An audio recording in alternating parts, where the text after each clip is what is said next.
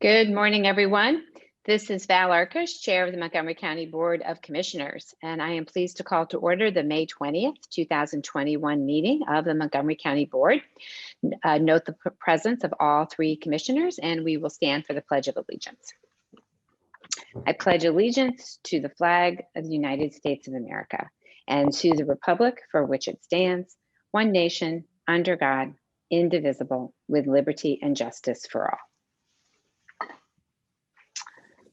All right, I will open this morning with some comments about the coronavirus. So first of all, we have some really great news. Our positivity rate has now dropped to below 5% this week. That's our 14-day average rate. It's now down to 4.28%. So this means that we have finally gotten back to suppression of this virus in our community here in Montgomery County. And I think is definitely a reflection of more members of our community getting vaccinated. So all good news. In terms of our current vaccination status for the county, 56.8% of the population has at least one dose. If you look at the eligible population, which is age 12 and up, we have 65.4% of the eligible population with at least one dose. And if we look at our seniors over 65, we have 98.7% of individuals 65 and over with at least one dose. In terms of being fully vaccinated, so that means one dose of Johnson & Johnson or both doses of either Pfizer or Moderna, we've got 30.8% of our entire population fully vaccinated. If we look at the eligible population, which is 12 years of age and older, it's 35.4% of the eligible population. And of the 65 and up, it is 50.6% of our seniors. So again, really great news. We're making fantastic progress. Our County Office of Public Health and Department of Public Safety have now given collectively 97,473 first or single doses in the case of J&J, and 74,805 second doses. Our efforts to reach as many of our residents about the benefits of getting vaccinated continue. Despite the high percentage of people who have received at least one dose, we know there are still people who may be hesitant or who are waiting for other reasons. Our message to everyone is to get vaccinated today. It's easy to get an appointment. It doesn't cost you anything, and it will help protect you and your family. We all want to get back to doing the things we love, and getting vaccinated is the quickest way to do that. This week, a postcard encouraging people to get vaccinated has been mailed to all Montgomery County households. This is just one of the ways we're making sure that no one in our community gets left behind. We also continue to work with our partners and our schools to provide educational materials to parents on the COVID-19 vaccine, now that the Pfizer vaccine is approved for adolescents aged 12 to 15. Next Thursday, May the 27th, we will hold a virtual town hall for parents, where a panel of area pediatricians and healthcare experts will answer questions about the safety and effectiveness of the Pfizer vaccine in adolescents and discuss why it's so important to immunize our children. To register for this town hall, you can visit www.montcopa.org/register. Montgomery County Office of Public Health is currently administering Pfizer vaccine for those aged 12 and older, and the Johnson & Johnson or Janssen vaccine for those aged 18 and older. As a reminder, anyone under the age of 18 coming to get their vaccine must be accompanied by a parent or guardian. While walk-ups to our clinics are available, we do recommend that people make an appointment on our website to speed up the on-site registration process. Registration can be accessed by visiting vaccine.montcopa.org. Anyone who books with us will have the ability to choose their clinic location, the date and time of their appointment, and the vaccine they receive.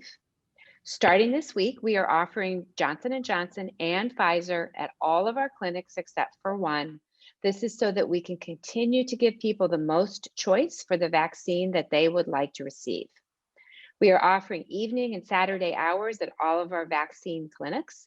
On Tuesdays and Thursdays, the clinics are open until 6:15 p.m. for anyone who would like to get vaccinated after school or work. I'm also happy to share that we're expanding access to second doses for anyone who needs one. This includes college students who may be coming home from school before they were able to get their second shot. Our vaccine registration now has an option for people to register for their second dose only, their second shot only.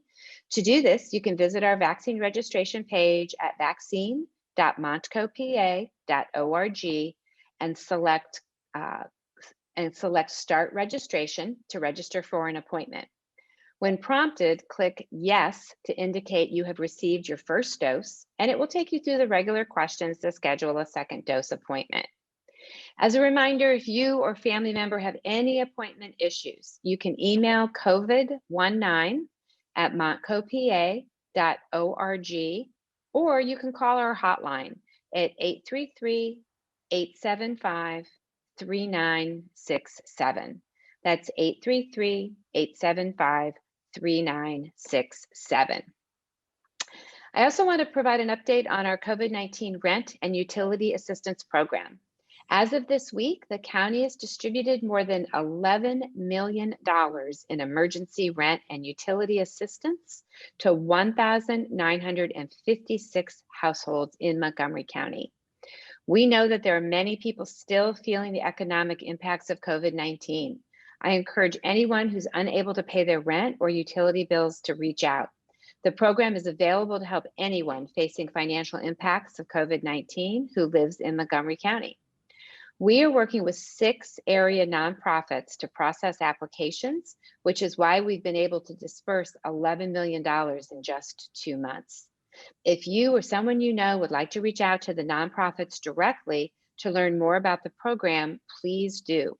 The 6 organizations are Aclamo, Family Services of Montgomery County, Manna on Main Street, the YWCA of the Tri-County area, CADCOM, and the Pottstown Cluster of Religious Communities. You can learn more about the program or see if you are eligible by visiting www.yourwayhome.org/ERUC. Again, that's www.yourwayhome.org/ERUC. You can also call 211, so that's pretty simple, just dial 211, or you can text your zip code to 898-211. And again, you can text your zip code to 898-211. And with that, I'll turn over to Commissioner Lawrence. All right, thank you, Madam Chair. Good morning, everyone. First, I want to give an update on our primary election from May 18th. We had a very smooth and uneventful election on the 18th. Voters used several options to cast their ballot. 75,657 mail-in ballots were mailed, and 56,753 mail-in ballots were received back, so about 75%. And 106,000 ballots were cast in person. And we still have provisional, military, and overseas ballots pending. So that means that 27% of our registered voters participated in this election, which is down from November, where we had over 80%, but I believe it is up from our midterm election in 2017. All election results can be found at www.montgomery.org/voter services. So I want to thank all of the poll workers, ballot canvassers, and election night assistants who worked during this election, before the election and then on election day and through the night to make sure we have the results in. Our democracy only works when people get involved, and we aren't able to hold free and fair, secure elections without your help. So we invite all members of our community who are interested in taking a bigger role in our elections to contact us on our website to learn more about available opportunities. And I want to thank everyone who ran and congratulate those who won. But to get into the arena, to step forward to serve your committee, win or lose, I commend all of you. And now I want to give a final update on our Montco Strong 2021 Pennsylvania Hospitality Industry Recovery Program. Since the COVID-19 pandemic began, the county has helped to award over $35 million in grant relief funds to small businesses and nonprofits across several industries. This includes the recent awards for the Montco Strong 2021 Pennsylvania Hospitality Industry Recovery Program, which wrapped up last week. Last Thursday, the Redevelopment Authority voted to approve the final round of 113 grants for a total of 357 awards. Of the $9,411,247 allocated for this program, $9,290,000 went towards the awards, and $121,000 covered the cost of administration of the program. The demographic breakdown of the 357 awardees, 50 of our municipalities had a business that were given an award. 32% of the applications are from a self-identified minority-owned business.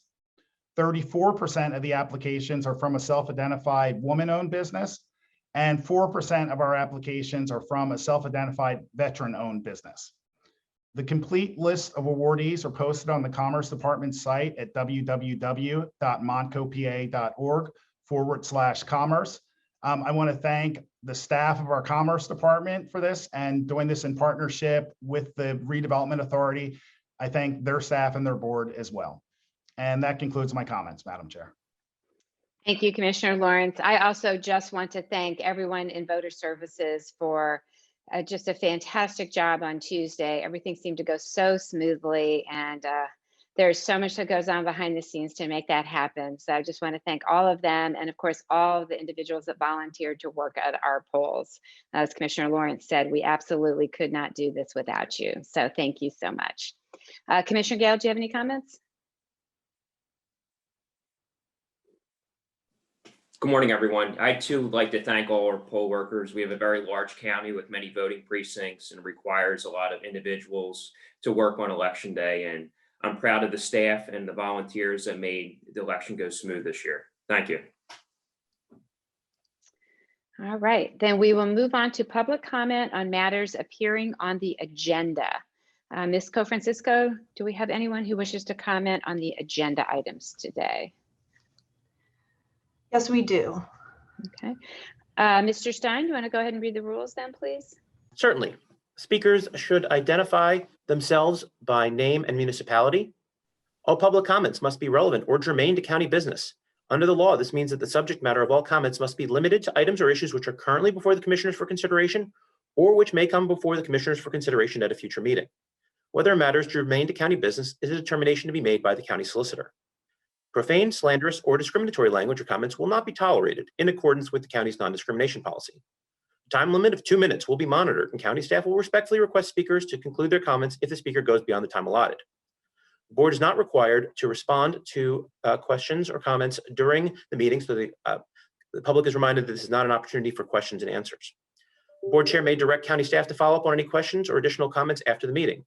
Disruptive behavior, including but not limited to interruptions or attempting to interrupt speakers or yell out in any way, including arguing whether a matter is germane to county business after the solicitor has made a determination of such, or refusing to yield the floor once time is elapsed and being requested to wrap up, shall be grounds for muting or removal from the meeting without further admonishment or warning.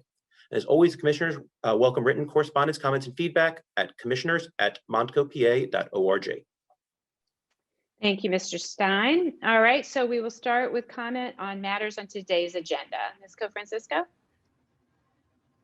Thank you. Our first commenter is Laura Lehman. You are now unmuted.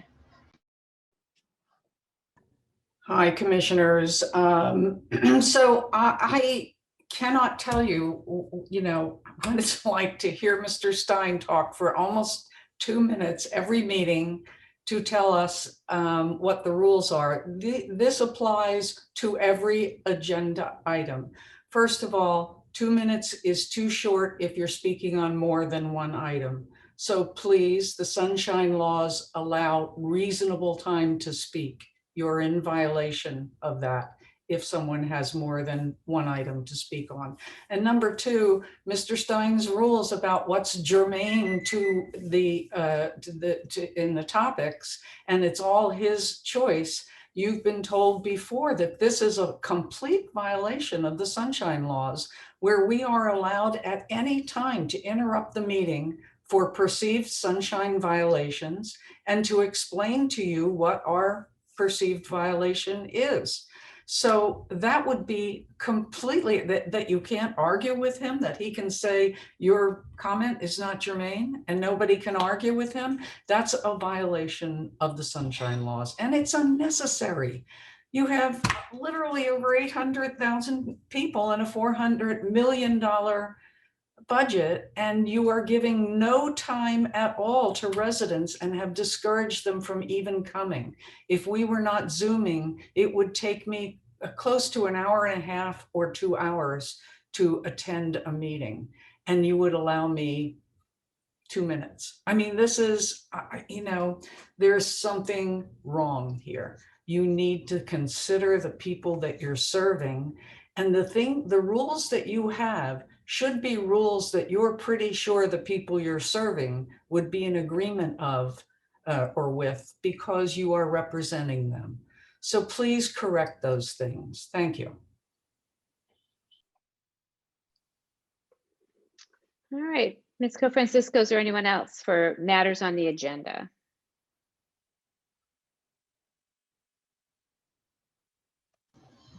We have a few others, so now we will move to Jennifer Henderson. You are now unmuted. Hi, my name is Jennifer Henderson. I'm on Ambler Borough Council. I'm part of Ambler's Community Gardens Steering Committee, and I'm calling about the 2040 grant.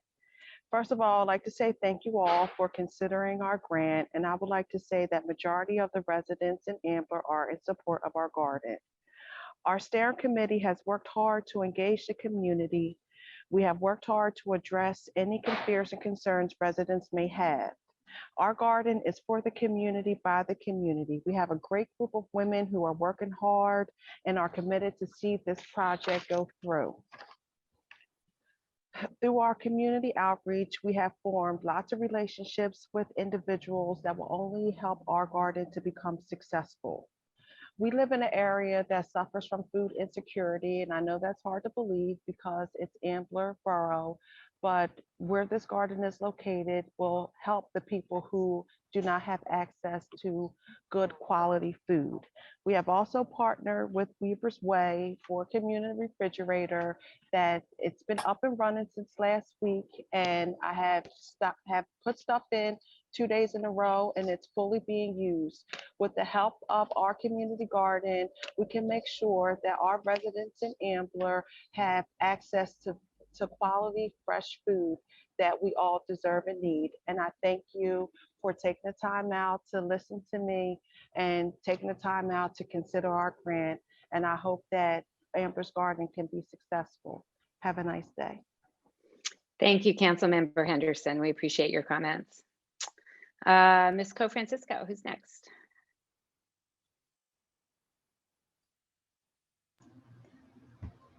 We have Erin McKenna Endicott. You are now unmuted. Hi, Commissioners. This is Erin Endicott. I'm also an Ambler Borough Council member.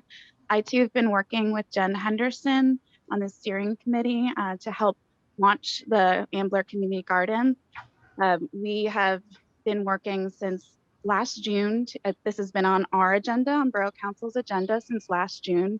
And we've been working with the community to get their input and recruit members to help join our steering committee.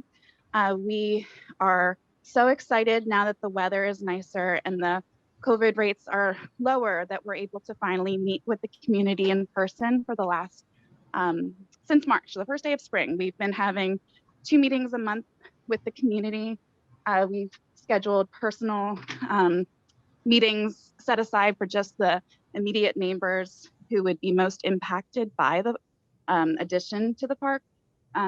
We've formed great relationships and met community members from all around the immediate area and beyond, and who are all very excited and can't wait to partner and help the borough launch this great project. So receiving the Montgo 2040 grant would really support the community members to make this vision a reality. So thank you for considering this, and thank you for your time. Thank you, Councilmember Endicott. We appreciate your comments. All right, Ms. Cofrancisco. That concludes that section of public comment. Okay, then we will move on to general public comment.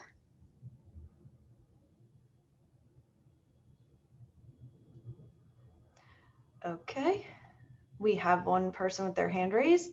We will go to Laura Lehman. You are now unmuted.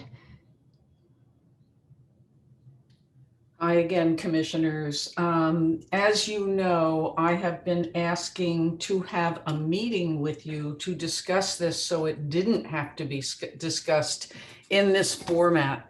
And it's a shame that it does, that we can't get any further than that. So first of all, I'd like to have a conversation across this county. For anybody who's listening, I'm a citizen of Abington and I have a website called abingtoncitizens.com. They can find me there, and I would like to have a discussion, hopefully with the board included, as to why 3 commissioners for 800,000 people is sufficient. One of them is rendered 2 to 1 out on every vote. And the other 2, one is the lead dog and the other one follows. And so basically we have a county that's led by one person with another person always in agreement. So that needs to change. If I came to you and I said I had a 50-50 lot and wanted to put a 12-story building on it, I would be ushered in the door very quickly. I have very little doubt, okay? But I'm not. I'm coming to you saying that your planning commission has major problems, and the way they are developing our communities in violation to our laws and with lies and deceptions to the residents that they're supposed to be serving is problematic. And all through this county, the overdevelopment is causing amazing problems with residents that they start from the beginning and can't figure out how to address. I would like that addressed. Your planning commissioner, the chair of your board, was under investigation for violations of exactly what he is now in charge of by you. And that needs to change. I see my time. Lehman, your time is up. I see my time is up, but I have asked you for a meeting. Please. Thank you, Ms. Lehman. Please allow one. Thank you, Ms. Lehman. Ms. Cofrancisco, anyone else? That concludes our public comment. All right. Thank you. Then we will move on to approval of the minutes. I will move that to approve the May 6, 2021 minutes of the Montgomery County Board of Commissioners. Is there a second? Second. Second by Commissioner Lawrence. Any board comment? Hearing none, we'll move to a vote. Are there any negative votes? Hearing none, motion carries. All right, we have a number of announcements and presentations today. We are going to start with National Nurses Week, which was actually May 6th through 12th. So we're doing a little bit of a retrospective here this morning. And we have Ruth Cole from our Division of Clinical Services and our Office of Public Health. And this is a group of people that has been working very, very hard for the last 15 months. So Ruth, it's great to see you. Yes, well, thank you so much for highlighting the public health nurses. I was just asked to talk a little bit about what our nurses have been doing over the last many months. I just want to first say that saying, it takes all of us, it could never be more true. So the things I'm going to highlight have certainly been done in partnership with many of our, outside of the county, but within the county, our partnerships have gotten more and more robust. I'm just happy to just acknowledge the support that the commissioners have given the Human Resources, Office of Communications, our sister agency, the Department of Public Safety.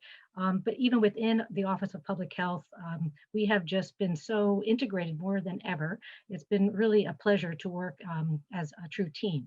Our public health emergency preparedness, Megan Young is that coordinator. She's been spearheading a lot of the initiatives. Michelle Masters in the Division of Communicable Disease. All of us really have been working together. But that being said, across the globe, nurses have been on the front lines of the pandemic. And it's been true as well in our Office of Public Health. And everything from assisting in outbreak management over the phone, on the hotline, but the biggest thing, the nurses has been asked to go into the field.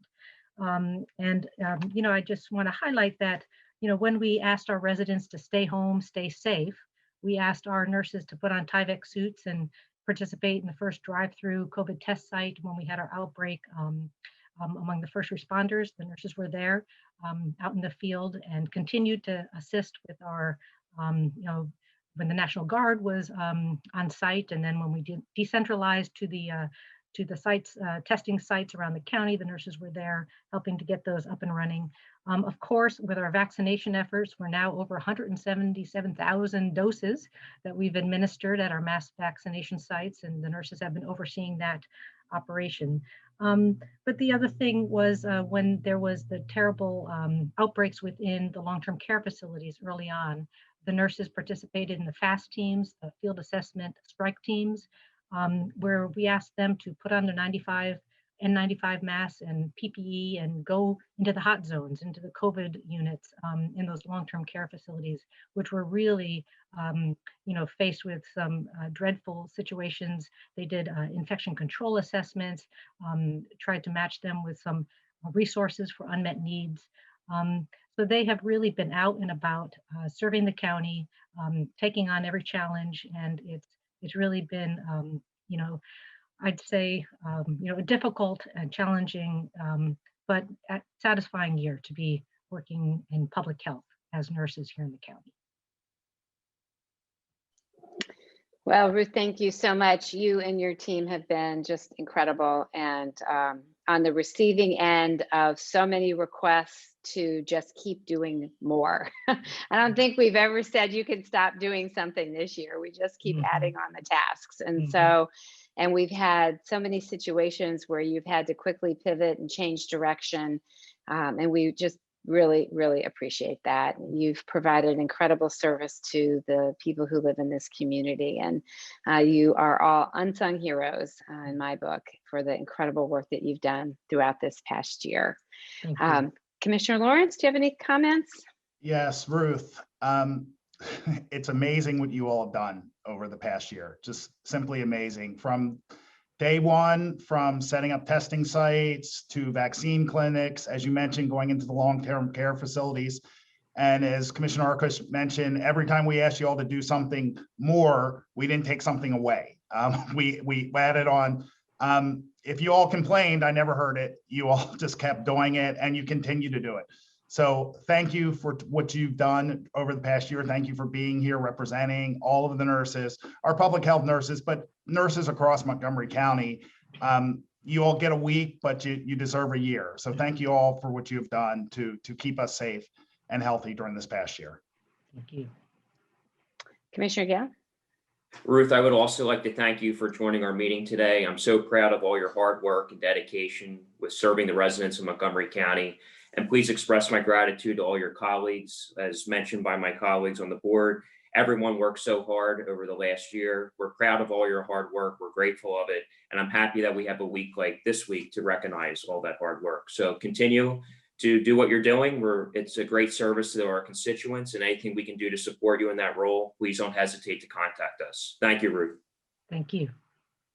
And one last comment, Ruth, to share with the team, because I haven't had a chance to send you these, but I have gotten so many text messages and emails from moms who are just so appreciative of the way in which the nursing team has been vaccinating their kids. They talk about how kind everyone is, how patient they are with kids that are nervous about getting an injection. They just rave and rave. So please share that with everyone. There's a lot of grateful parents out there right now. So thank you. Yeah. Okay, next we have National Corrections Officers and Employees Week, which was earlier this month as well. And this morning we have Sean McGee, our warden at the Montgomery County Correctional Facility. Warden McGee, you are Morning, up. Commissioners. And Good thank you for morning. having me. So the Montgomery County Correctional Facility is a 2,080 bed facility. Today's in-house population is 824. And the reason why I mention this is without the assistance of this board and the assistance and support of this board, the Board of Judges and the courts, the Prison Board of Inspectors, the Health Department, the Department of Public Safety, Prime Care Medical, our medical vendor, and all the other county agencies that have assisted us during this past year have really are the main reasons why I'm discussing it, or how we're mitigating COVID-19 in the facility. During this past year, we've done 4 testing sessions with the inmate population and the staff. During 2020, total of 6,516 tests conducted on the inmate population, which resulted in 480 positive results. Today, what we're seeing with the inmate population is new commitments. Anybody coming into the facility, they're either testing a positive as soon as they're committed to the facility, or on their second test. So what we're doing is we're doing a series of 3 testing sessions with the inmate population prior to them even moving out to general population. So during the 21-day process, they're tested when they come in, they're tested after 14 days, and then they're tested when they come in. They get a confirmation PCR test, and then on the 14th day, they receive another test. And then as long as everything is negative, then we'll move them out to general population housing. Staffing, testing with the staff is pretty much done. We've lined all the testing along with the inmate population. Total of 2,850 tests have been conducted on the staff, resulting in 171 positive results. We are rapid antigen testing the staff on a weekly or biweekly basis, depending on their schedules. What we've also done is we've just completed an 8-month project to clean the vents or the ductwork throughout the facility. And again, with our in-house population, 824 inmates, we wouldn't be able to move inmates around if we didn't have those low numbers.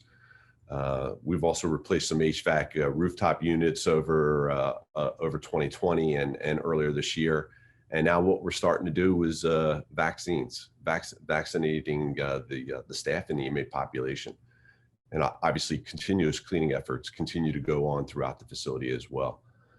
We've been educating the staff and the inmates. To date, we have about 227 staff members that are fully vaccinated. That's 186 correctional staff, along with 41 prime care staff members. We've done several vaccine clinics where we partner with Einstein Montgomery Hospital, and of course the Department of Public Safety. They've done a couple vaccine clinics on site as well. We continue to educate the inmates. On May 11th, we held our first vaccine clinic with the inmate population.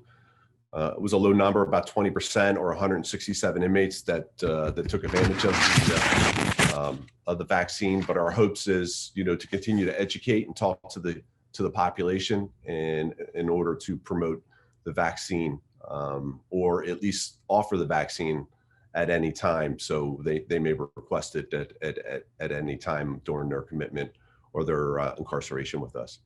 Finally, I'd really like to say none of this could be done without the correctional staff. I mean, they're here every day, accepting new challenges and working on a daily basis in the hopes that we return to some type of normal operation. And without their hard work and efforts, we really could not do what we're doing today. So thank you. Well, Warden, thank you so much. Your team has really been in the thick of it over this year. Also a team that's had to step up, change a lot of policies and protocols, and also pivot from time to time as guidance changed, and just it's been a constantly evolving situation. But really appreciate the work that you have all done to keep individuals in the correctional facility as safe as possible. Obviously, the courts have worked very hard to depopulate the correctional facility as much as they could, which has clearly helped. But for the individuals that are there, I know that there's just been tremendous effort to keep everybody safe. So I just want to thank you for that, and keep up this really solid work. Commissioner Lawrence? Warden McGee, of course, you were there before, but I do want to commend you personally because you stepped up into leadership to become the warden during the pandemic. And it was a seamless transition. And we were very fortunate that we had you there in place to continue the efforts. I want to thank your correctional officers. They were not able to stay home when many were staying home. They had to be there, they had to do their job, and they've done it well.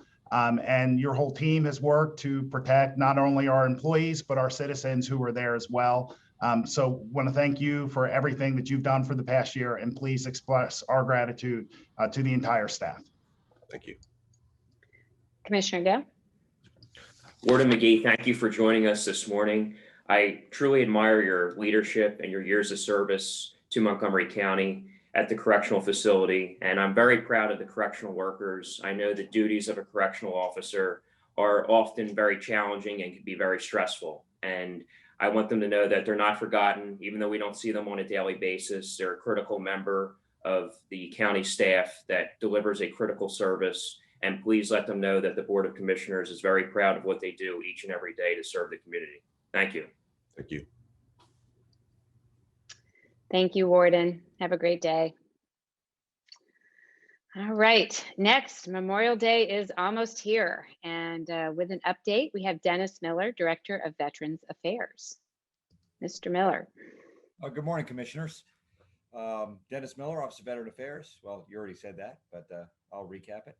The Memorial Day is a somber holiday by design, but I do have a couple of exciting things to pass regarding the holiday, and I have a couple of slides that I'm going to put up and a couple of things to put in the chat just to keep everyone on the same page. I'm going to share screen right now.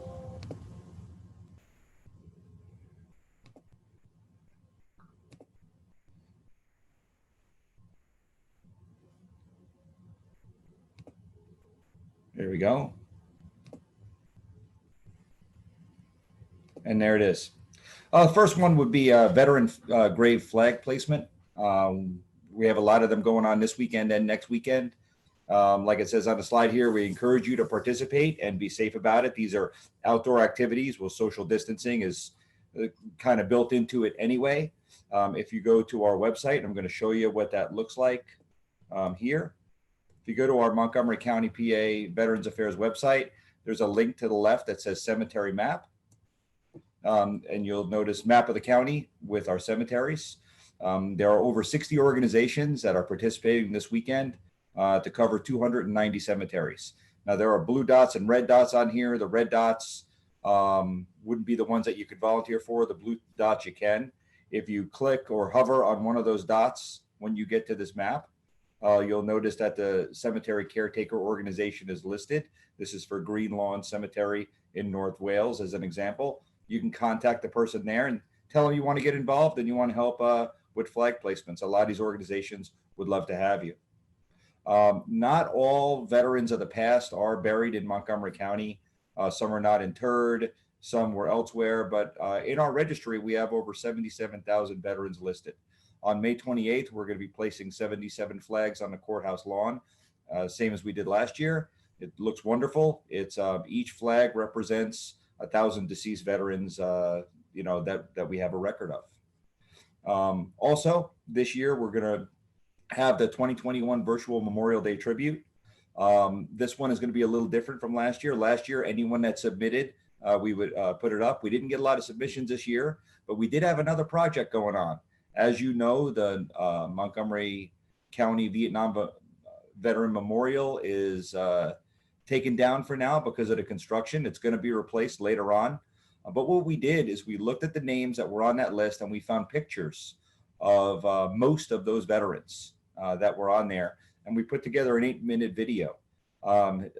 This is something that you wouldn't get from the memorial right there by the courthouse. But we ask that you watch the video, listen to the music, and remember them. And that is the, I'm going to put the link on the chat in a second. That'll have this.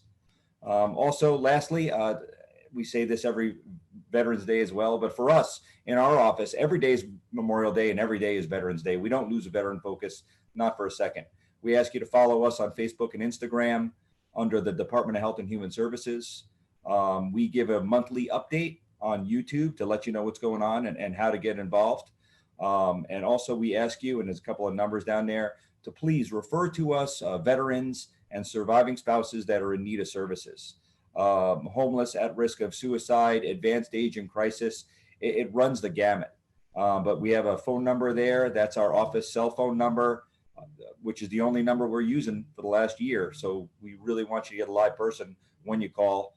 And we have a general email, teamveterans@montcopa.org. But refer yourself, a neighbor, a relative, something like that. We have a lot of programs that we could facilitate out there to help. And as far as the other thing about helping is, like I said, Memorial Day is a somber type of a holiday. And how do I say this? It's a very somber holiday, and we want you to have a peaceful and reflectful Memorial Day, and recognize that for a lot of us veterans, we're remembering our fallen comrades. And just keep that in mind and be kind to each other like you would any other day. Thank you.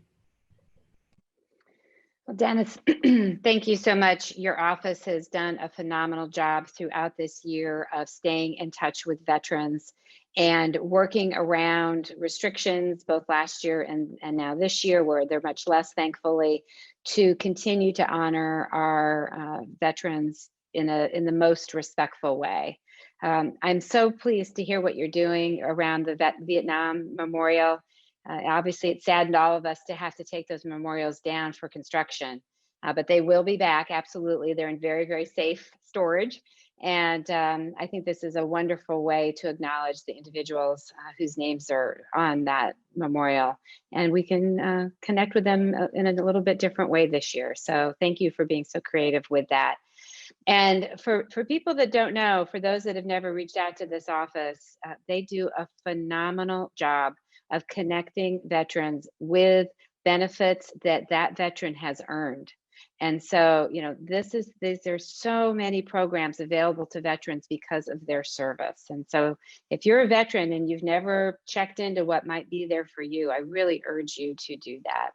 So Dennis, thank you so much for your service and for the service that your office provides to veterans across this county every single day. And with that, I'll turn over to Commissioner Lawrence. Thank you. Mr. Miller, thank you for your service to our country, but thank you for your service to our veterans here in Montgomery County. You've done an excellent job in running the office and making sure, reaching out to our veterans to make sure that they get the services that they have earned. And thank you for all your hard work in planning Memorial Day. Thank you for your words to remind us to be kind and remind us that for some of our veterans, it can be a very tough day as they remember their fallen brothers and sisters. So I commend you for all you do, and thank you. Mr. Gale. Dennis, thank you for joining us. I look forward to displaying flags this Memorial Day. I did so last year. I had a great time connecting with so many people that want to honor our fallen heroes. It's a great tribute to all of them. And thank you for your leadership on this. Last year, I raised money at a private charity to supply the flags. And I know they were very grateful to make sure that these fallen heroes were honored. And it's great that we had the ability to do it this year. And I'd also like to thank you, as my colleagues mentioned, for all the great outreach that's being done to connect with the veteran community. I often hear from veterans that have served that find it difficult to navigate what benefits and resources are available to them. So things like the Montco Veterans Hotline is a useful tool for them to use, and it's nice that we have the ability to promote that. So thank you, Dennis, for your leadership, and continue the great work. Thank you, commissioners. Thank you, Mr. Miller. Okay, and our last commemoration is for Foster Care Month, which is the entire month of May. And for that, we have Roberto Duarte, our administrator for the Office of Children and Youth. Mr. Duarte.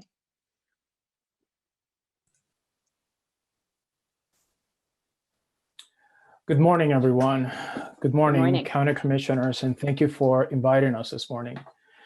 As you know, May is National Foster Care Month, and I want to take some time this morning to honor the contributions of many people who provide support, protection, and a nurturing environment for children in need, our foster parents. More importantly, I want to highlight the value and compassion of our foster parents who make a real and lasting impact in the lives of children and families. Every day, foster parents ensure that children receive the support and care they need during very difficult times in their lives. When children cannot be reunited with their birth families, our foster parents frequently provide permanent and loving homes through adoption and permanent legal custodianship. Today, the Office of Children and Youth has 246 children residing in foster care. About 154 of those children reside in a traditional foster home, while 92 of those children reside in a kinship foster home. The Office of Children and Youth currently has 104 general foster homes and 45 kinship foster homes. And we also contract with about 37 foster care provider agencies. In spite of the many challenges we have faced over the past year, in 2020, we received 94 inquiries from prospective new foster parents, and we approved 68 new foster homes, which represents a combination of general foster homes and kinship foster homes. At OCY, we are always working on expanding our number of foster homes to meet the needs of sibling groups, older youth, children who require a more intensive level of care, and the needs of culturally and diverse children. We can all agree that the past year we have all faced unprecedented challenges as a result of the pandemic. That, however, has not deterred the commitment and dedication of our foster parents. Throughout the pandemic, our children and families have continued to receive quality services. Our foster parents have continued to open their homes and their hearts to children in need. Our foster parents have exercised significant flexibility to meet the needs of birth families. Also, our foster parents' recruitment efforts have continued to thrive in spite of the pandemic. Unfortunately, during the peak of the pandemic, birth parents were unable to see their children in person. And our foster parents adapted very quickly to new ways of connecting children with their birth parents, while also ensuring that their educational and medical needs were being met, among other things. Finally, I want to ask county residents to consider becoming foster parents so that we may continue to provide nurturing and loving homes to vulnerable children. As always, we happily welcome opportunities to discuss our foster care program with interested individuals, and they may contact the Office of Children and Youth. Thank you.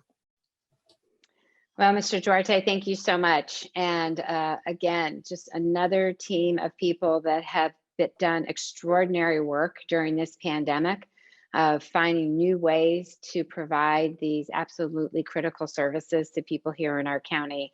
And I'm just so grateful for the work that you're doing, and of course, the work that all the foster families are doing, whether they're kinship or a more traditional foster family. I'm sure that all took on just a heightened urgency during this pandemic. And, you know, people probably felt like they were taking maybe a little bit more risks than they would typically without the overlay of the pandemic. So I just want to thank everyone. These services are so important to these children to help them get off to the best start possible for their lives. And the commitment and the dedication to this work that your office shows really knows no bound. And I just want to thank you and your entire team for the work that you've been doing. And I'm sorry, I know we always have a picnic every spring and we bring folks together to celebrate. And it's just a shame we can't do this, but next year, definitely next year, we'll be able to do this in person. So, Definitely. all right, Commissioner Lawrence. Roberto, the Office of Children and Youth has done exemplary work during this past year under very difficult circumstances. So I thank you for that. I thank your team. And I want to thank all the foster parents, even before the pandemic, but as you noted, it could be even more difficult during this pandemic. I have several friends who have been foster parents and have shared how it's changed their lives and the relationships they made. So I would join you in encouraging anyone who's interested to contact the Office of Children and Youth and find out more about becoming a foster parent. But thank you, Roberto, for being here today and for all your hard work. Thank you. Commissioner Gale.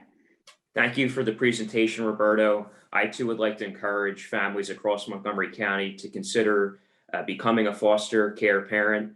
In my personal life, am a strong advocate for adoption and foster care, and they are by far some of the kindest, most caring people you'll ever come across. And as you mentioned, Roberto, they certainly do open up their hearts and their homes to these children that are in need. And it's a very critical and much needed service in Montgomery County. And I'd like to thank all the staff and the Office of Children and Youth that help connect these children with foster care parents. They do an excellent job and we need more of it. So thank you for everything you're doing.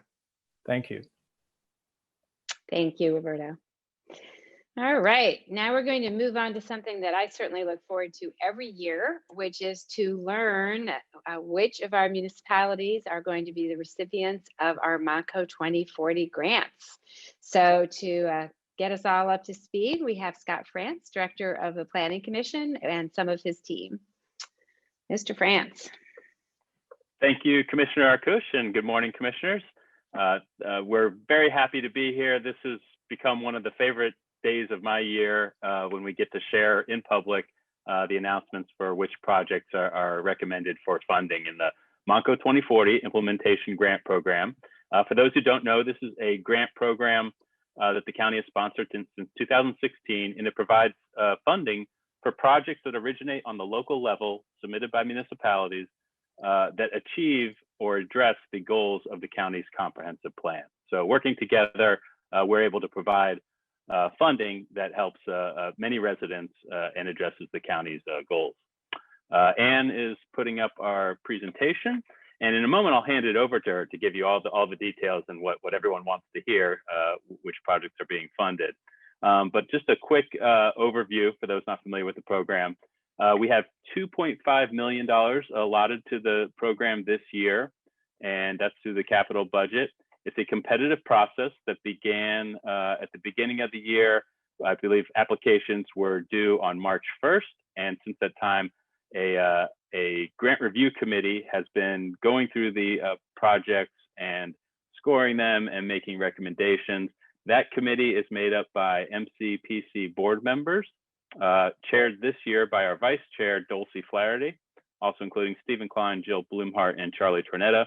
The committee also includes interdepartmental leaders from the Commerce Department, Housing and Community Development, and the Solicitor's Office, as well as MCPC staff, or Planning Commission staff. The committee uses a set of project evaluation criteria, which first off includes the impact of a project. And I just want to note that this year we did make a conscious effort and put into the guidelines that there was an increased focus and acknowledgement towards projects that address issues of social equity and inclusion, both in the planning process for projects as well as the communities that they impact with the implementation of the project. And that was something that was always considered in past rounds, but we really wanted to heighten the acknowledgement and ask the applicants to specifically address those issues for the benefit of our review committee. Only municipalities may apply for these project applications, but they can partner with private or nonprofit organizations, and sometimes do in the past. And again, this has to address a goal of the MONCO 2040 program. We do have focus categories, and Ann will review those. The maximum grant amount for any award is $200,000, but we really do see a range. I believe the minimum is $10,000, and generally the average comes out a little over $100,000 per grant each year. The minimum local match, municipalities or other sources are required to provide 20% of the grant amount at minimum. Some projects include greater amounts of local funding or additional funding. We always try to leverage the amount of money that goes into a project from other sources as well. So for the past 5 years, and yes, it's amazing to think this program has been going strong for 5 years now, or this is the 6th year. We've had 120 applications received up to this point, and 72 grants were awarded prior to this year. for a total of 7.7 million. And again, that average has been 109,000. And the last point I want to make before we hand it over, if I can advance the slide. This is a map showing where projects have gone and numbers of projects in some cases. And we're really proud of the fact that this program has really reached all corners of the county and all areas. While we don't have every municipality that has had a grant or applied for a grant yet, that is always our goal. And we're very happy to announce, and I'll give you the specifics, but we have 3 municipalities that are white on this map that did not receive a grant before, and they are now recommended to receive a grant this year. Another 4 municipalities that may have been part of a regional application or a regional project that was funded in the past, but this year are receiving their first project that is a sole project within their municipality. So all in all, we see it as 7 brand new participants in terms of municipalities, and that's very exciting. And again, it's one of the major points of pride that we want this program to affect as many residents throughout the county as possible. So with that, I'm going to hand it over to Ann. Good morning, everyone. So this year in 2021, we received 31 applications for projects for a total of just over 4 million in funds requested. Again, Scott already mentioned that we had about 2.5 million. I think almost always get more requests than we have money to grant. We're recommending 23 projects for funding this year. The average award comes to just over $112,000. A handful of projects are resubmissions with definite significant application improvements in those cases. We have 3 focus areas that we take a closer look at. Projects that fit into our walk or bike Montco plans. Those are always very popular. We have a focus area of supporting downtowns and community destinations, as well as adaptation and resiliency. Those are projects that address things like infrastructure upgrades or stormwater management. So if you do the math, that means that 8 projects are not being recommended for funding at this time. Not that they're bad projects, but some municipalities submit 2 applications. We are only funding 1 per municipality. Those are the program's rules. And other projects just aren't quite ready to go, and we hope that they are able to come back as resubmissions next year.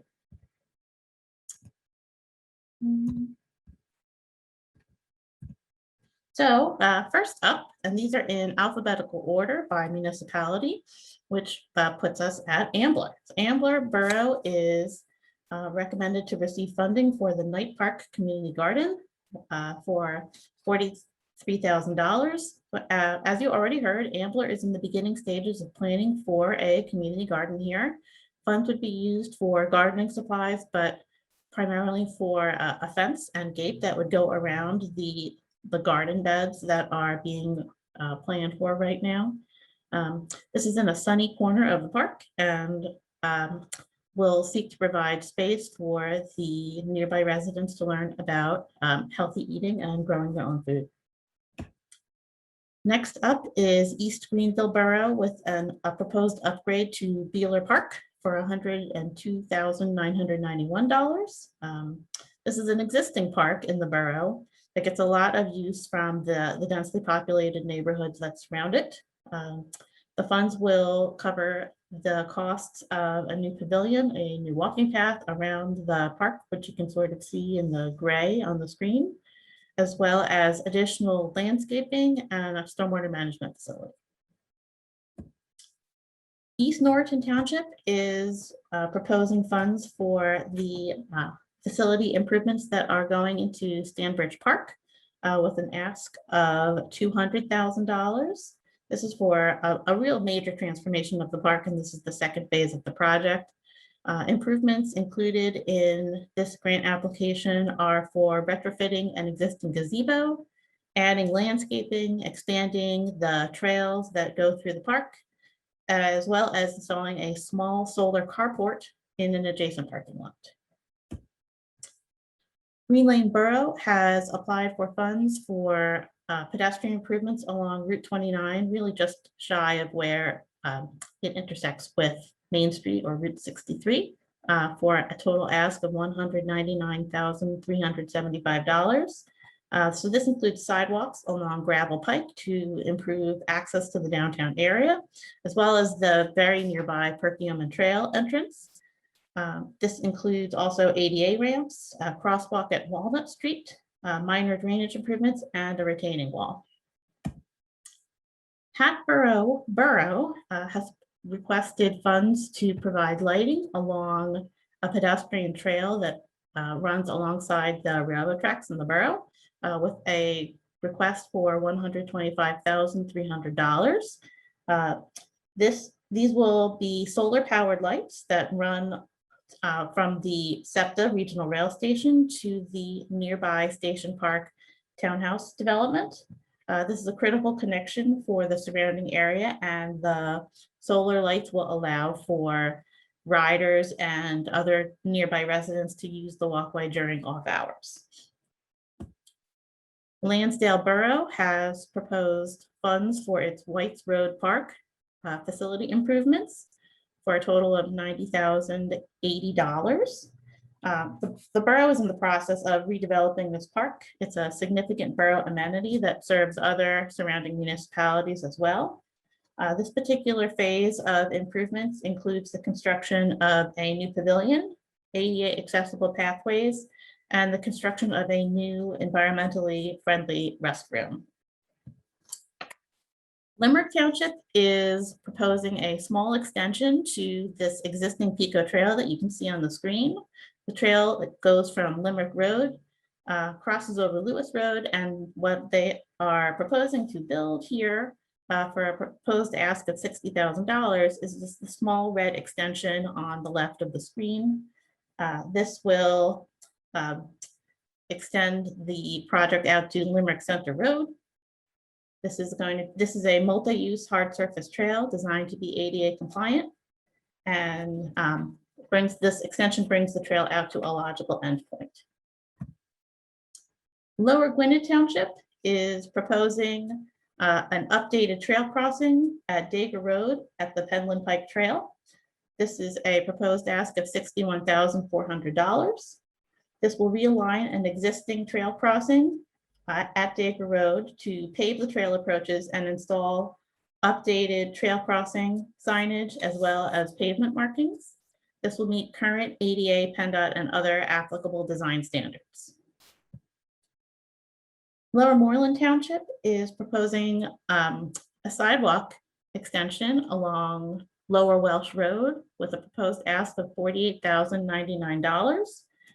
This will install about 175 feet of sidewalk along Lower Welsh Road to fix a missing sidewalk connection that you see here in yellow, which doesn't seem like a lot, but it connects this existing neighborhood up here through this pathway that runs down to Lower Welsh Road, which will allow a lot of nearby residents to walk to the Beth Ayres train station, as well as the nearby commercial areas. Lower Salford Township has a proposed ask of $112,918 for the Aldifer Road and Park Avenue Basins project. This will retrofit 2 stormwater facilities to provide water quality benefits by reducing sediment and nutrient loads to an adjacent stream. The area will be naturalized with native meadow grasses, flowers, and plants to create a natural landscape and provide for evapotranspiration and infiltration. Educational signage will also be included to give nearby residents information about the improvement's positive effect on the local ecosystem. Marlborough Township has partnered with the Perkiomen Watershed Conservancy with a grant request of $60,000 to construct an access area and boat ramp on the Perkiomen Creek. This will include a parking area, turnaround, boat launch, and a stormwater basin planted with native species, giving nearby residents access to the Perkiomen Creek Water Trail and tie all of this back into the land-based Perkiomen Trail. The municipality of Norristown submitted a request for $32,000 to cover costs of an expanded scope of a previously submitted and approved project to provide a promenade along the Sawmill Run River culvert. These Additional funds will pay for a crosswalk and decorative fencing along the canal to better tie into the Schuylkill River Trail. Foxtown has a big project here, the replacement of a bridge in Memorial Park, as well as stream bank restoration. What you see here on the left is a bridge that was destroyed during some unanticipated heavy storms a couple of years back. These funds, an ask of $200,000, will restore this pedestrian connection within the park. And the bridge will be replaced and enhanced with the incorporation of best practices for reducing debris buildup in the future. Royersford Borough has proposed an enhanced crosswalk at the intersection of 2nd and Arch with an ask of $54,280. At this crosswalk, which you see here in the photo, the borough is proposing to install a flashing beacon and audible alerts on both sides of 2nd Avenue, as well as update the current crosswalks to improve pedestrian visibility and safety. Skippack Township is proposing a stepping stone project at Lenape Park with a proposed ask of $64,000. This is an example of what the project will look like when it's completed. It has these precast concrete stones that will be placed here on the Perkiomen Creek to allow for off-road crossing from the Lenape Park to the county-owned Pennypacker Mills. Springfield Township is proposing a walkway along Walnut Avenue with a proposed ask of $200,000.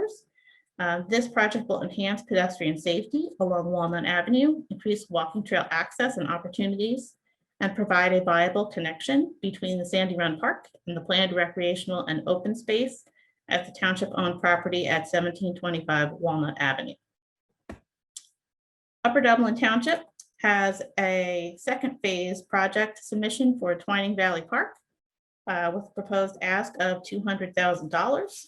Upper Dublin is going to install here at this former golf course a pump track and bike park for people to come and use with their families and other bicyclists.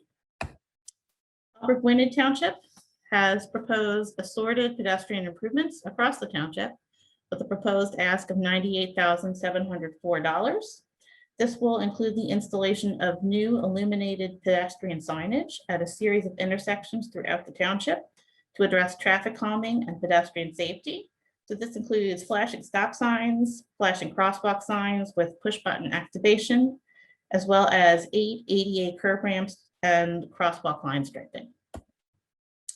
Upper Moreland Township, with a proposed ask of $100,000, is looking to renovate 3 historic buildings in their Farmstead Park. These renovations will help to create a safe and structurally sound community destination. This funding specifically will be used to restore 4 chimney stacks in the park's farmhouse, carriage house, and spring house. Upper Providence Township is proposing Perkiomen Trail crossing improvements at Arcola and Cider Mill Roads for a proposed ask of $29,290. This will improve safety for these 2 trail crossings by clearing vegetation, installing new trail signage, and placing pavement markings on the roadway approaches to the trail crossings.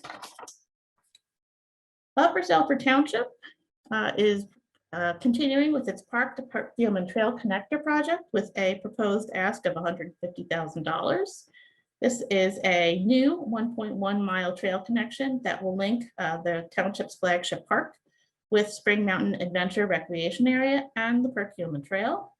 Work funded by this grant will include ADA compatible trail construction, a PennDOT road crossing, trail signage, and stormwater management features. Whitpain Township has requested funding to work on an extension to their trail along this Pico corridor with a proposed ask of $196,300. This will be a 3/4 mile section of trail that will consist of an 8-foot wide asphalt trail, in addition to another Stepping Stone Creek project. When completed, this Pico Trail will provide a trail connection to adjoining townships, neighborhoods, and 2 other regional trails. And last but not least, Worcester Township is proposing improvements at Mount Kirk Park with a proposed ask of $150,000. This will add to and improve the existing park amenities here with benches, landscaping, a new pavilion, and other infrastructure, including paving the stone driveway and parking lot that you see here in this photo. This park is located between two large multifamily communities, one with direct access by a connected walking trail, and is a significant recreational amenity for other surrounding neighborhoods. Thank you so much for listening to this presentation this morning. And like Scott, I too am excited about the prospects of all of these grant projects in the future. Thank you. All right, Ms. Levitt-Gruberger, thank you for that. Let me get a motion on the floor here. I will move that the proper county officials, in accordance with the authority conferred by law, subject to the approval of the county solicitor, are hereby authorized to enter into grant agreements with appropriate municipal officials to fund the programs listed on the attached exhibits under the conditions specified for each grant. Is there a second? I will second. Second by Commissioner Lawrence. Well, first of all, let me just say thank you for that. That is one impressive group of projects. Just want to thank not only our staff, but all of the board members that took the time to go through all of these grants and assess them. And I hope people can see what a wide range of projects these 2040 grants are able to fund. It's really exciting, I think, to move these projects along.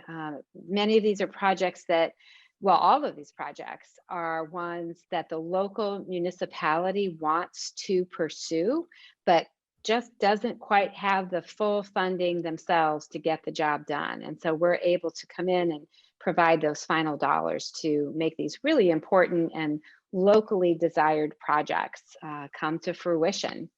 And I also just want to pick up on something that I think both Scott and Ann mentioned, that when a grant isn't accepted for funding in a given year, our team works with the individuals that are the municipality that submitted that grant and works to improve it for a subsequent submission. And many, many times the grants that we fund are brought back on their second try and in much better shape or a little further along and ready to go.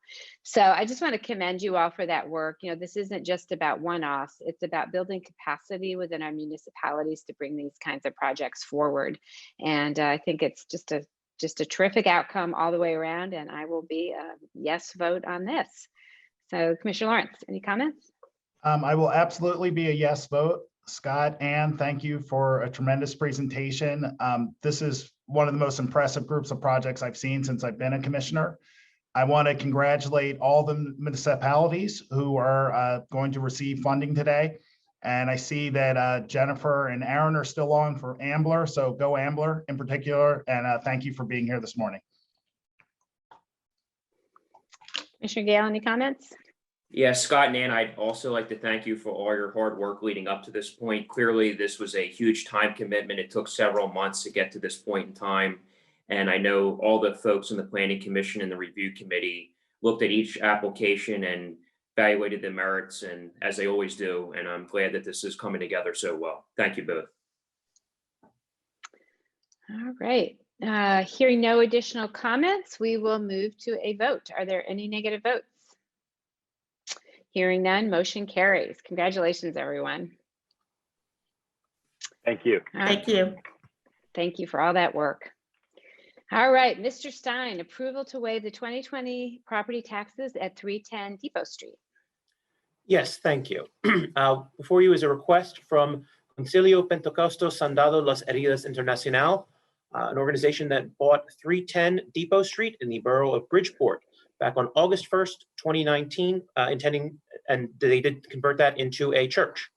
The purchase was done just one day after the deadline to apply to waive taxes, real estate property taxes for 2020, which they are entitled to as a church.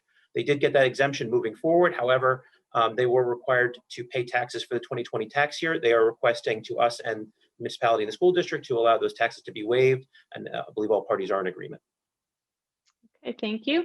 I will move that the proper county officials, in accordance with the authority conferred by law, subject to the approval of the county solicitor, are hereby authorized to waive and abate the collection of the county real estate taxes due for the property at 310 Depot Street, Bridgeport, Pennsylvania, for the period of January 1st, 2020 to December 31st, 2020, including any interest and penalties. Is there a second? Second. Second by Commissioner Lawrence. Any board comment? All right, hearing none, we'll move to a vote. Are there any negative votes? Hearing none, motion carries. Thank you, Mr. Stein. Next, we have an appointment to the Valley Forge Tourism and Convention Board. I will move that Mr. Robert Hart be appointed to the Valley Forge Tourism and Convention Board for a term to begin immediately and to expire on May the 20th, 2025, and to serve at the pleasure of the county commissioners and in accordance with the current duly adopted bylaws. Is there a second? Second. Second by Commissioner Lawrence. Any board comment? Hearing none, we'll move to a vote. Are there any negative votes? Hearing none, motion carries. Next, Commissioner's appointment and reappointment to the Montgomery County Workforce Development Board. I will move that Kelly Canally Brown be appointed as a community representative and Kyle Longacre be reappointed as a local educational representative to the Montgomery County Workforce Development Board to serve a term that begins immediately and expires on May the 20th, 2024, and to serve at the pleasure of the county commissioners and in accordance with the current duly adopted bylaws. Is there a second? I will second. Second by Commissioner Lawrence. Any board comment? Hearing none, we'll move to a vote. Are there any negative votes? Hearing none, motion carries. Ms. O'Malley, advertisements of bids. Yes, number one, there's a bid on behalf of Public Safety for demolition services. The successful bidder will provide demolition and removal of the radio tower at the Emergency Operating Center in Eagleville. Contract will be awarded to the lowest responsible bidder. Two, bid on behalf of Assets and Infrastructure for construction services. The successful bidder will provide the replacement of Montgomery County Bridge 166, Swamp Pike in New Hanover Township. Contract will be awarded to the lowest responsible bidder. All bids and RFPs are available on the county's purchasing website at www.montcopa.org/purchasing. Thank you. I will move to approve the preceding request for the advertisement of bids as described by the Deputy Chief Operating Officer, Ms. Barbara O'Malley, and to authorize the proper county officials to execute the same, subject to the approval of the county solicitor. Is there a second?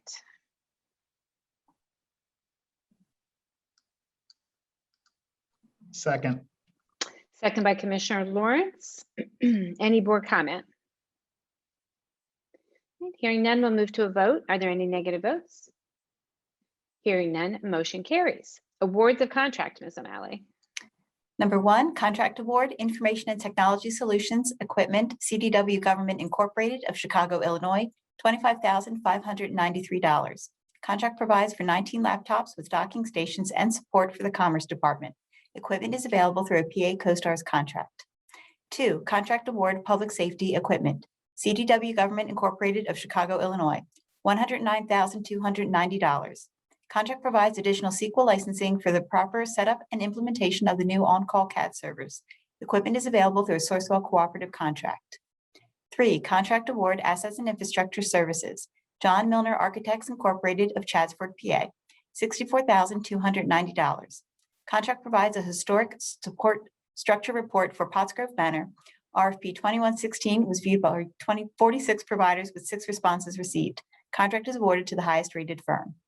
Four, contract award, Voter Services Software, Easy Vote Solutions Incorporated of Woodstock, Georgia, $47,040. Contract provides for a poll worker management software system. RFP 2107 was viewed by 22 providers with 4 responses received. Contract is awarded to the highest rated firm. Contract term is 2 years with 8 annual renewals. 5, contract award, Health and Human Services Meal Providers. Various providers, $2,313,600 annually. Contract provides for home delivered meal providers for the Office of Senior Services. RFP 2114 was viewed by 40 providers with 10 responses received. Contract is awarded to the providers that meet the county requirements. Contract is for 3 years, 7/1/2021 through 6/30/2024, with 2 additional one-year terms. Providers are Boyertown Area Multi-Service Incorporated, Colonial Neighborhood Council, Family Services of Montgomery County, Generations of Indian Valley, Mom's Meals, Montco SAC, the Open Link, and the YWCA Tri-County. 6, contract renewal purchasing, Liquid Fuel Petroleum Traders Corporation of Fort Wayne, Indiana, $175,000. Original solicitation was issued by Bucks County on behalf of the Southeastern PA Counties Cooperative Purchasing Board. Contract provides heating oil, diesel fuel, and gasoline for countywide use. This is the second of 2 available optional annual renewal terms. Contract is valid 7/1/2021 through 6/30/2022. Fuel prices are based on actual net acquisition cost of fuel, inclusive of all rebates and discounts, but cannot exceed the average daily price index on the day of delivery. 7, contract amendment, assets and infrastructure engineering, Traffic Planning and Design Incorporated of Pottstown, PA, $94,789.35. Contract provides engineering design services for County Bridge 190, also known as Kime Street, which carries over the Schuylkill River from Pottstown Borough to North Coventry Township in Chester County. Amendment provides profile revisions to accommodate an adjacent PennDOT project, as well as to design lighting for the proposed bridge. 8, 3 contracts and 4 amendments for Health and Human Services. The providers and services are listed at the end of the agenda.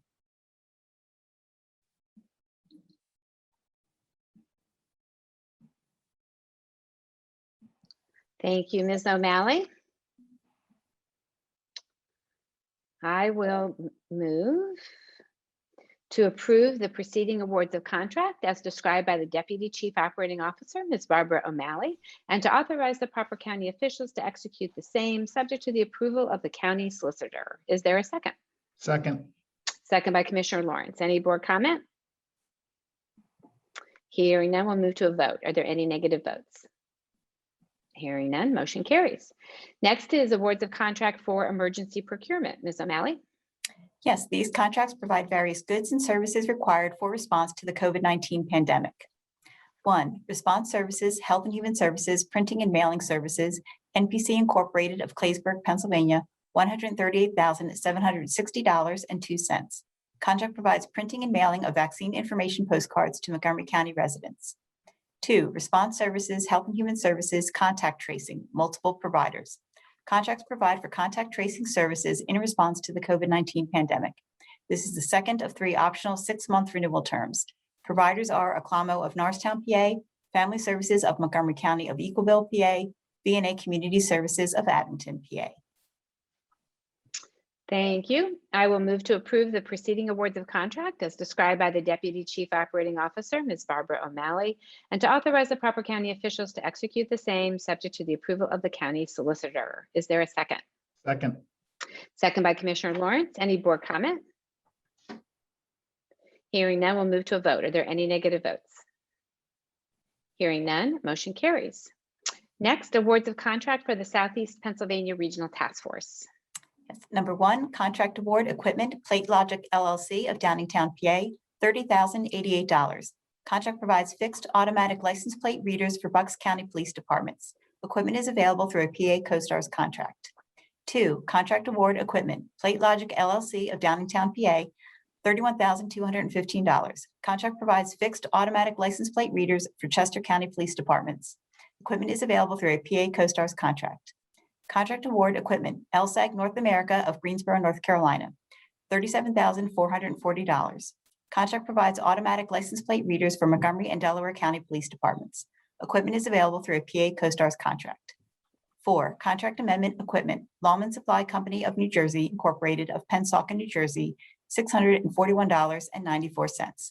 Contract updates the sizes of 23 ballistic vests for Montgomery County.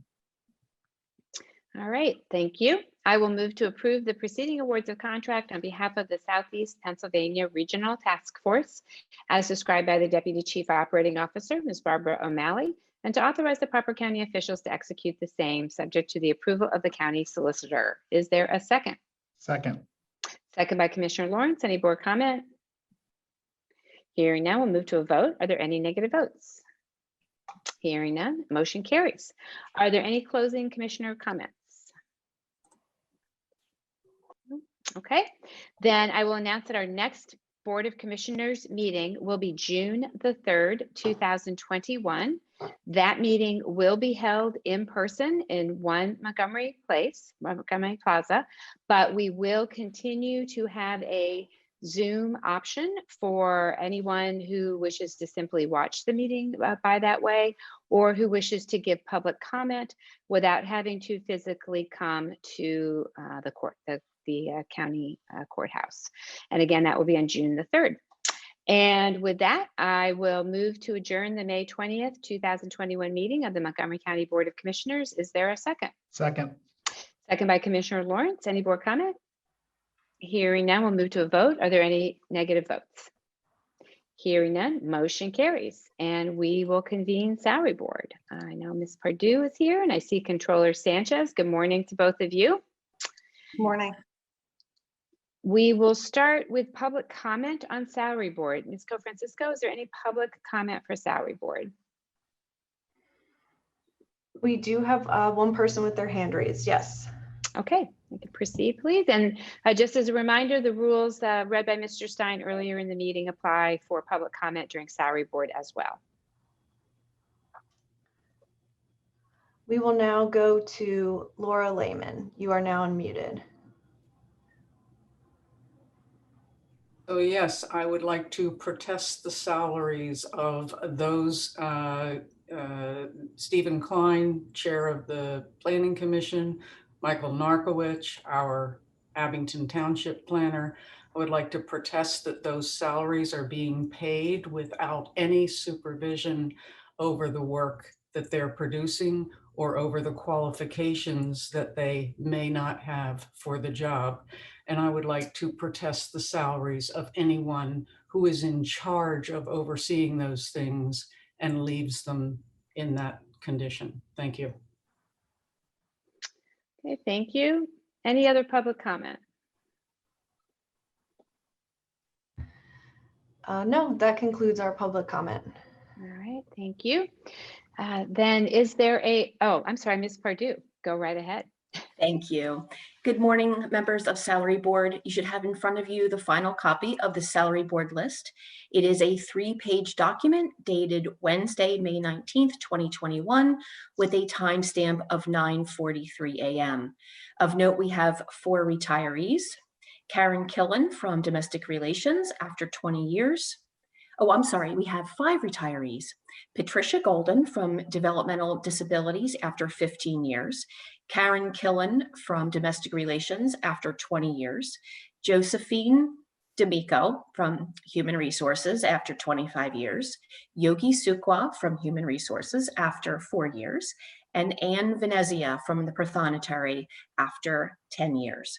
All positions have been reviewed and accounted for and are presented for Salary Board consideration. Thank you, Ms. Pardue. Is there a motion to approve the May 20th, 2021 Salary Board presentation as given by Director of Human Resources, Ms. Donna Pardue, and to authorize the proper county officials to execute the same? So moved. Moved by Controller Sanchez.